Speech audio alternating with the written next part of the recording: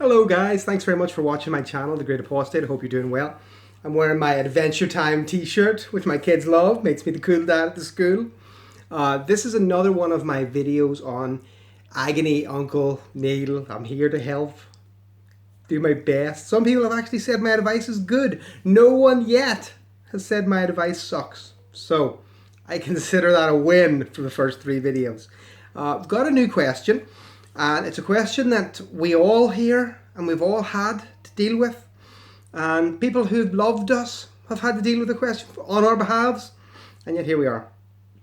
Very short and sweet. And I'm going to tell you, I'm not going to tell you the chap's name, but we're going to tell him D. D contacted me and he said the following. My wife is a Jehovah's Witness. I am a non-religious person. How do I get her away from the cult? So I wrote, so sorry to hear that, D. If you don't mind, I'm going to answer this question in a video which I'm going to post tonight. I get this question a lot, which I do, and all of us YouTubers, we get this question. And I think I can help more people this way by doing it as a video rather than as one long letter to one person. So here's the answer. Now, I'm going to give you professional advice because this actually really does come into that professional advice stuff, which I've actually found online. Then I'm going to add my own perspective on it throughout, so I hope it helps you. So anyway, I took this from a site called libertyforcaptives.com, how to rescue someone from a cult, which you're more than welcome, and I'll post a link to it down below. And it's called How to Rescue Someone from a Cult. So I'm going to read it, and as I say, I'll add my own bits too. You usually can't just rescue someone from a cult. Put aside images of white horses, commando raids, or bulletproof sedans. Yes, the idea of the old Moonies, you're going to collect the guy and steal him and snatch him off the street and deprogram him. It's not going to happen. While a few cult converts may walk away shortly after entering a spiritually abusive cult, for most it is a longer process. It can take months or years. And the number one reason for leaving the group, it's not the pleas of family members. I'm sorry, D, it's not. It is dissatisfaction or disillusion with the group or the group leader. The second most common reason is expulsion from the group because the member is deemed rebellious or useless. Okay? And those are very common. In fact, from my experience, it's 50-50. It really is. Okay?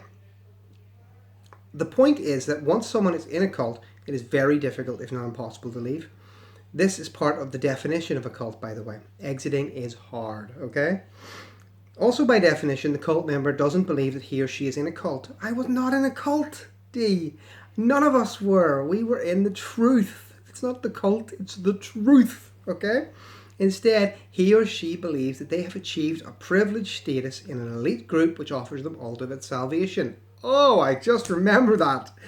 Oh, we must have the truth if the Bible... Oh, you know the song. Anyway, so your attempts to save them from their group ring hollow and sound nefarious to the cult member. And they did to me. Anyone who talked to me said it was a cult. You got shut down pretty damn fast. I'm dying to sniff, but I can't. But there are steps a concerned family member can take that may hasten members' exit from the group. There are, and they do work. I have already described 10 strategies in a previous post, which you'll find when I link you to this. And we can boil it down to 4 primary strategies. 1, increase your knowledge. Most family members react with strong emotions when they discover that a loved one is in a cult. That's understandable, but before rushing at the group with drawn swords, family members should educate themselves about cult behavior in general and the specific cult in particular. There are reasons why people join cults.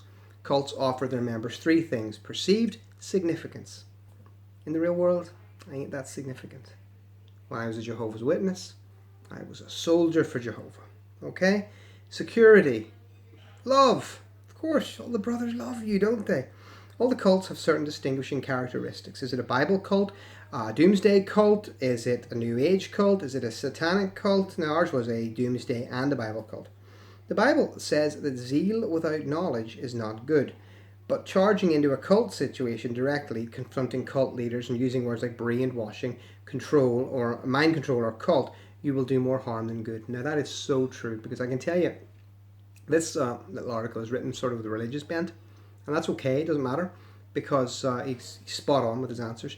The point is that whenever people told you were in a cult, you were already pre-programmed for the answer, which was, oh, Satan's got them. Satan's working through them to try to take me away from the truth. And one of the very first things, or not quite first, but 3 or 4 meetings in to a study with Jehovah's Witnesses, which was my cult, is the person will be told Satan's going to use people. He's going to use your own family to try pull you away from the truth. Okay, it's very, very common, and it's all they know it. They know it. They're prepared for this one. Okay. By reacting emotionally, families will play right into the cult's hand and bring shunning upon themselves, okay? Though it is difficult, you have to remain calm. You have to ask other people to pray. Well, if you believe in prayer, carry on. And you read as much as you can about cults in particular and your cult especially, okay? This will put you in a strong place to react wisely with your loved ones. 2, stay connected with your loved ones. It's so easy to shun them, even though you love them, because they're assholes. They just are. We were such dicks. All we wanted to do was convert you or tell you how the world was terrible and it was perfect in our cult. And it's so easy to just to go, you know what, I had enough. But if you have the love for that person, if it's still there in your heart, you can't do that. Just got to keep a relationship, even if it's just polite and friendly. Keep that relationship going. Staying connected with your loved ones may be difficult, but it takes patience, love. Okay? Understand that the group or the leader wants you to do something which will require your loved ones to shun you.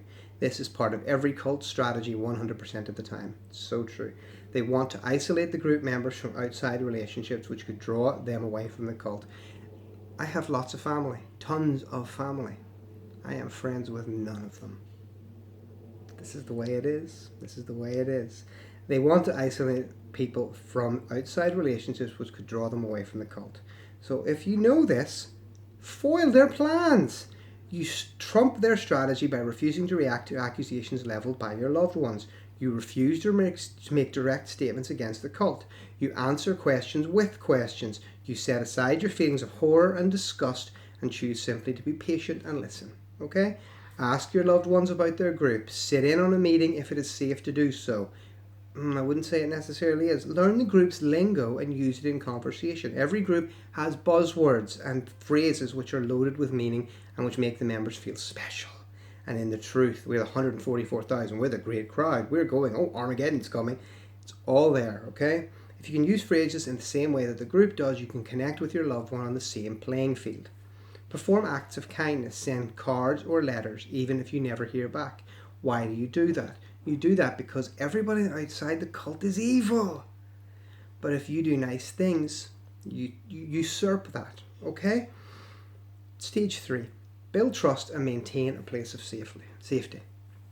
This is difficult because the group leader or the group itself have told each member to distrust family members who are outside the group. We were indeed told this.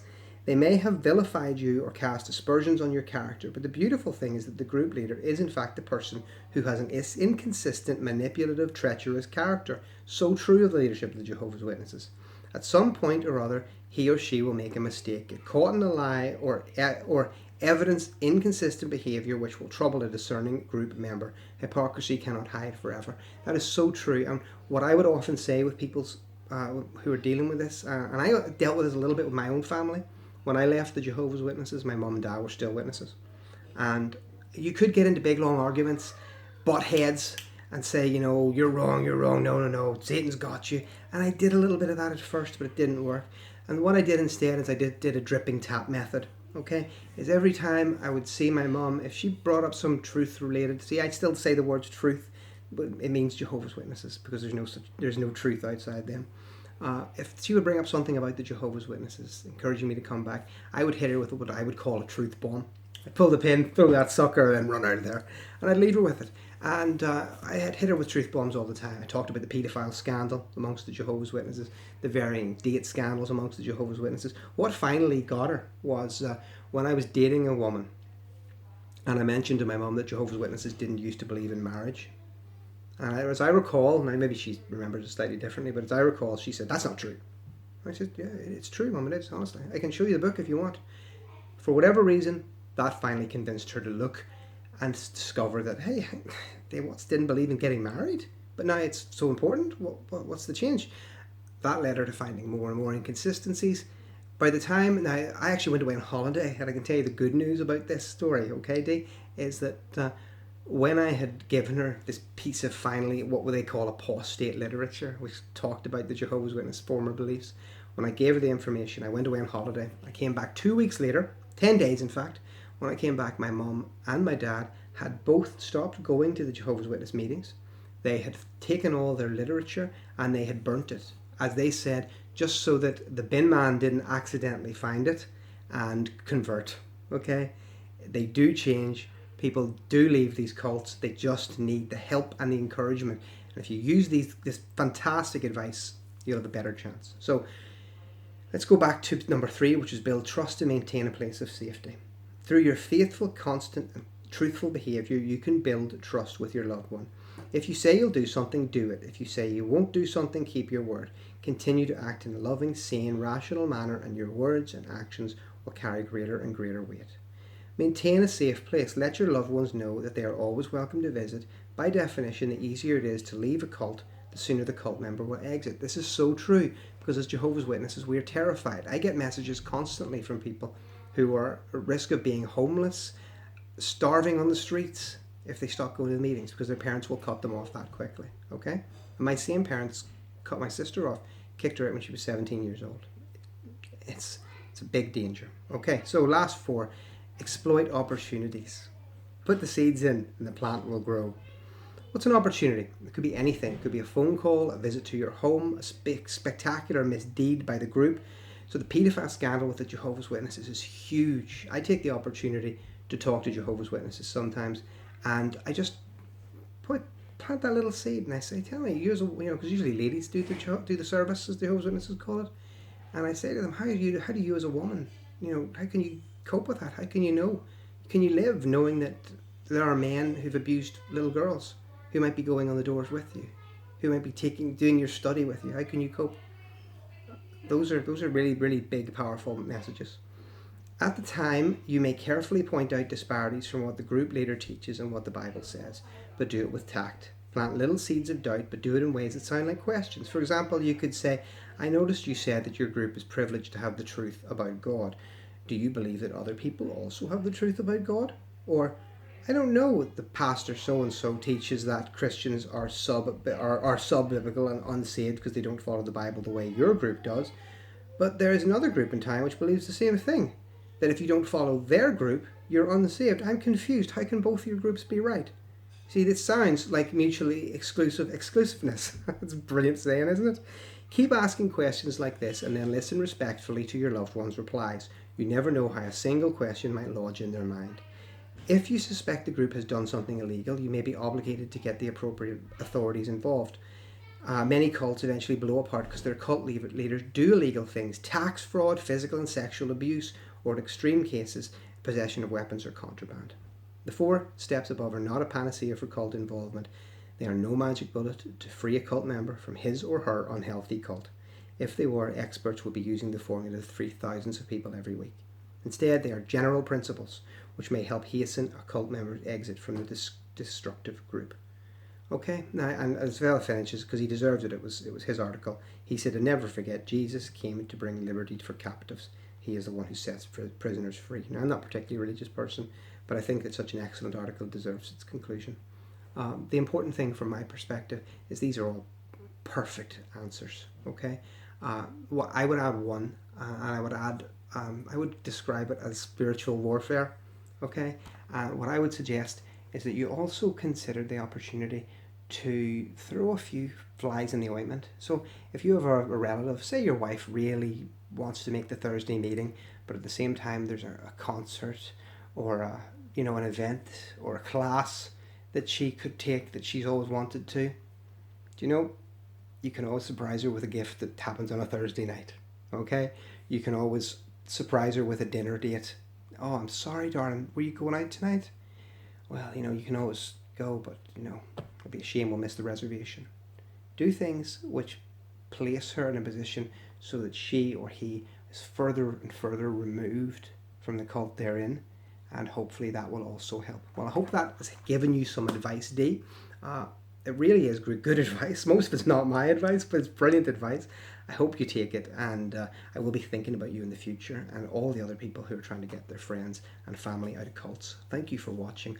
Like and subscribe if you like and subscribe.